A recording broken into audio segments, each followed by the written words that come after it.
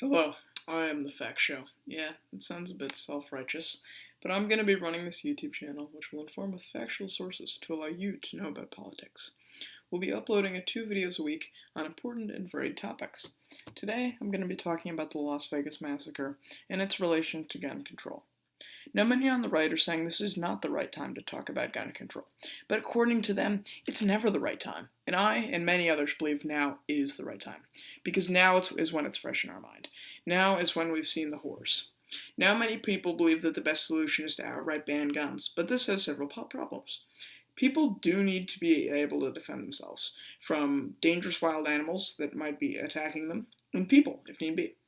There must be balances, however.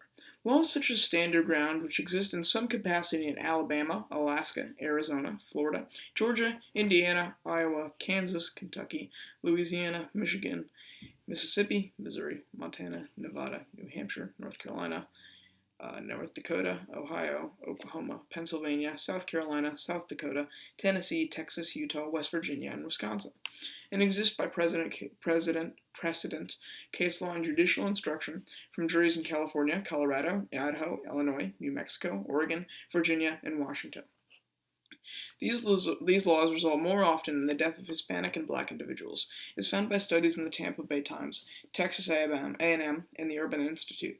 Shootings where the victims are white are 2 times as likely to be convicted than where the victim is black.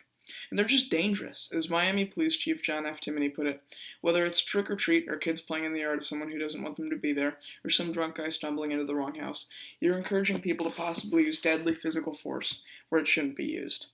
Then there are concealed carry laws. Concealed carry laws make public areas less safe and make it easier for a terrorist or criminal to have a weapon in a public area.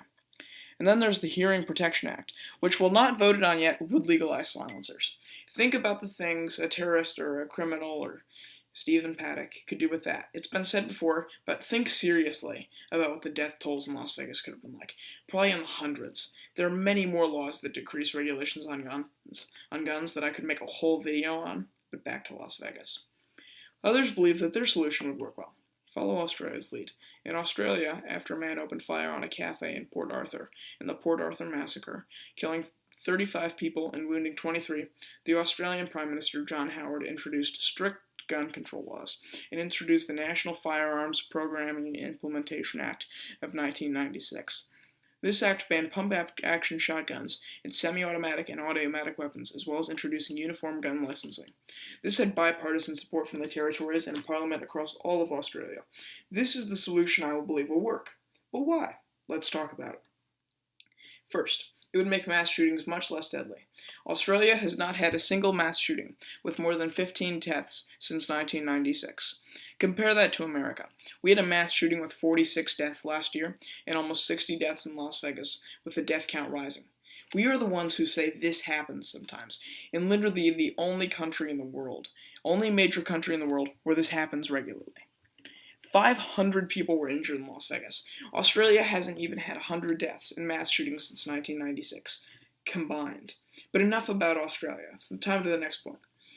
Obviously, Australia has a very different culture than America when it comes to guns, but I think we can agree that nobody needs a pump-action shotgun, semi or full automatic rifle to defend their home. Hunting, target shooting, and personal defense are still 100% possible with double-barrel shotguns, rifles, and pistols. So is protecting yourself from the liberals. Now, as many people know, automatic weapons are banned in America. Thanks, Bill Clinton. But as many people also know, Stephen Paddock, the Las Vegas shooter, used a bump stock modification on a semi-automatic rifle. This should obviously be banned because what's the point of banning automatic rifles if you can legally, easily modify a semi-automatic gun to work as the same as an automatic weapon? Now, I don't think I said what the bump stock was. If you don't know, it's a weapon modification used to make a semi-automatic rifle fire faster. So how are we going to get about doing this? Following a lot of the same procedures Australia did, and maybe even others to fit with the culture of America. Well, that's the biggest problem. My opinion is we need to regulate corporate and organization campaign spending. With the limitation of the NRA and the elections, we might start having more sane, at least when it comes to guns, Republican politicians elected to office. So why do we need to regulate the NRA? Because just like the Koch brothers, if you say that climate change is real, or you support gun regulations, the NRA and the Koch brothers will run so many negative ads against you and work so hard to support your opponent that you will have no way back into office. Yeah, I meant, for climate change for the Koch brothers and guns for the NRA. Now, of course, we'll never really get truly rid of the kind of people with Twitter accounts that say things like "proud gun-toting American" #MAGA or "Christians for Trump" Bible verse 3.36. I just went down 3.36 randomly, and of course the iconic ad, "the real Donald J. Trump."